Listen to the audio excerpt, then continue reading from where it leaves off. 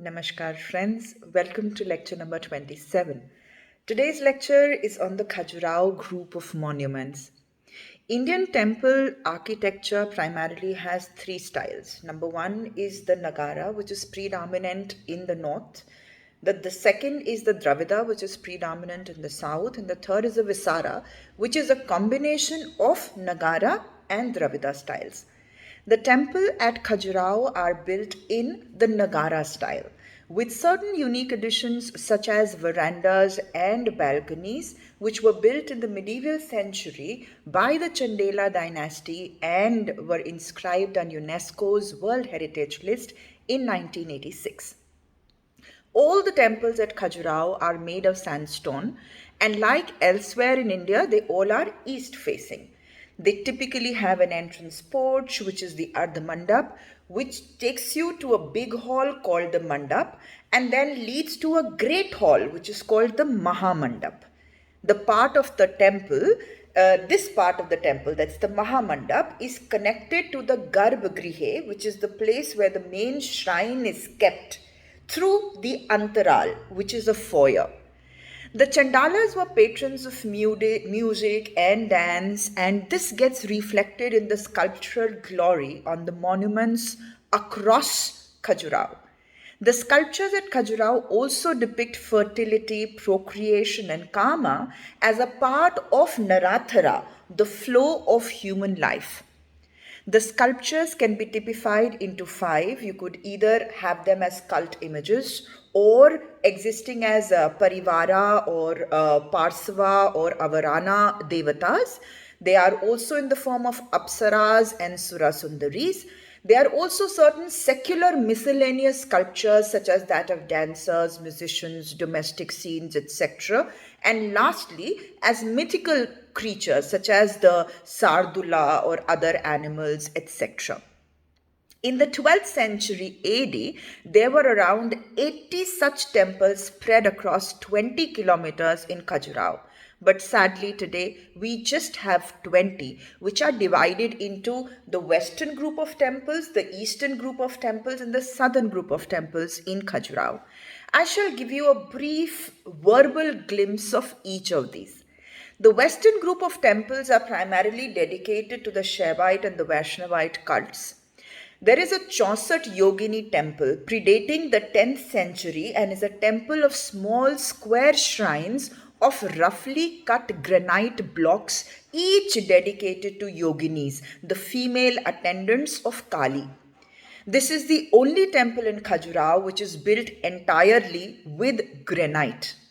Historical work reveals that this is the time which was also associated with tantric worships. And this is said that Chaussat Yogini Temple was also associated with it. However, there are also pieces of literature which keeps us informed that the Chaussat Yogini Temple was the venue of providing education in astrology and mathematics based on the transit of sun. The second in the western group of temples is the Kandariya Mahadeo Temple, which is the largest temple and is the epitome of temple architecture in central India. The entrance of this sanctum has floral carvings interspersed with ascetics engaged in atonement of their sins. It also has goddess Yamuna and goddess Ganga at the base with their respective vehicles, that's crocodile and tortoise respectively.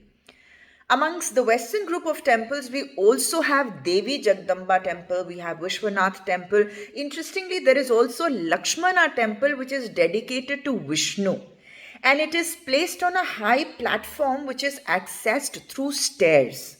There are 4 smaller temples in the corners, and all the towers or the shikhars, they rise high. Now this is very interesting. They are rising high, they are rising in an upward direction in a curved pyramidal fashion, emphasizing the temple's vertical thrust, which then ends in a horizontal fluted disc called the amalak, which is topped with a kalash. The crowning elements, that is Amalak and Kalash, are to be found on all Nagara temples of this particular period. The temple also has projecting balconies and verandas, which I told you gives Khajurao its distinction. The eastern group of temples has three Hindu and three Jain temples. One of these is the Gantai Temple, which has bells suspended on chains.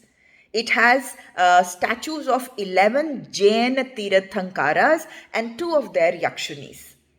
Above the entrance is the image of an eight-armed Jain goddess riding Garud with weapons in her hand. The southern group consists of two temples primarily, the Duladeo, which is dedicated to Shiva, and the Jatkari or the Chaturbhuja temple, which is dedicated to Vishnu. Khajurao temples are also known for their extensive erotic sculptures. The erotic expression is given equal importance in human experience as the spiritual pursuit, and it is seen as part of a much larger cosmic whole. Many Hindu temples therefore feature Mithun, that is the site of an embracing couple sculptures considered auspicious right at the beginning. Usually, they are placed at the entrance of the temple or the exterior wall, or they may be placed on the walls between the mandap and the main shrine.